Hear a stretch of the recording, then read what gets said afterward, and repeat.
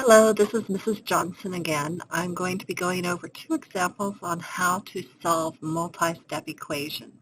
A multi-step equation is one that has several variables in the equation or several constants in the question, but we still follow the exact same concept that we did when it was just a two-step equation. The first thing I want to do is look and see if there's anything that I can combine. I can only combine variables with other variables or constants with other constants. If I look just at the left-hand side of the equation, this is a variable term, that's a constant term. I cannot combine anything. The same thing is true on this side. This is a constant term, this is a variable term. I cannot combine anything on that side. We have no like terms on either side. So I move on, and now I need to start eliminating things, because I want to end up with one variable term on one side of the equation and a constant on the other side of the equation. Now, you can tackle this any place you want.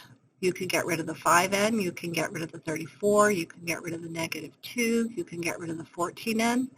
What I usually recommend is get rid of your smallest variable term first, because then it will start to look like a more familiar, more comfortable type of problem.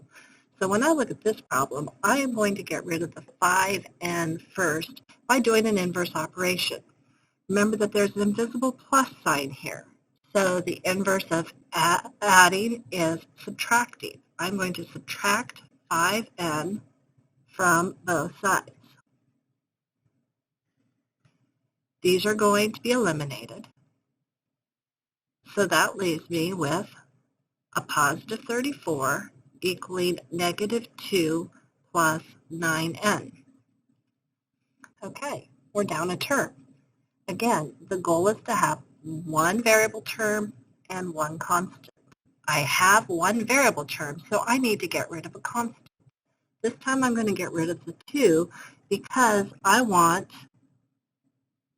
my constant to be on the other side of the equal from my variable term. So I'm adding 2 to both sides and simplifying again. This adds to 36. These turn to 0, and I'm left with a 9n on the right-hand side. Now I only have one simple step left. Remember that there is an invisible multiply sign here, and the opposite of multiply is divide. So I'm going to divide both sides by 9. Remember, we're not dividing by 9n. I'm not trying to get rid of the n. I'm just trying to get rid of the 9.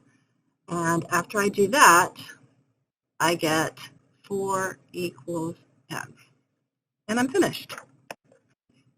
Now, sometimes the equation looks a little more complicated. On this example, I have got several terms that could potentially be combined. If I look at the left-hand side of the equation, there's a lot going on over there. I want to combine like terms if they are on the same side of the equation.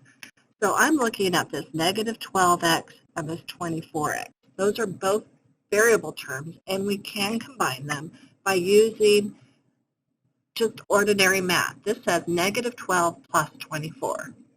Another way to think about it is 24 minus 12.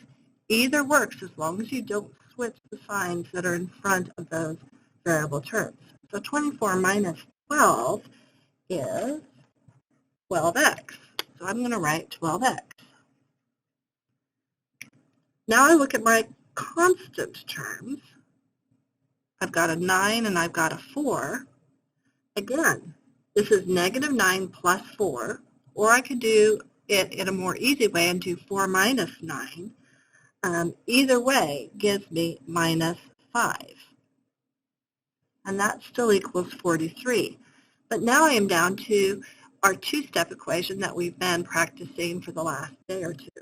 So I'm going to start by adding 5 to both sides, because that's the inverse of subtracting 5. These add to 0. So I have 12x equals 48. We look at that invisible multiply sign in there and say the opposite or the inverse of multiplying by 12 is dividing by 12. We divide both sides by 12 and get x equals 4 again. Totally accidental, but there we go. Same answer as the previous problem. Now it's your turn. Go to the practice sheet and practice doing these multi-step.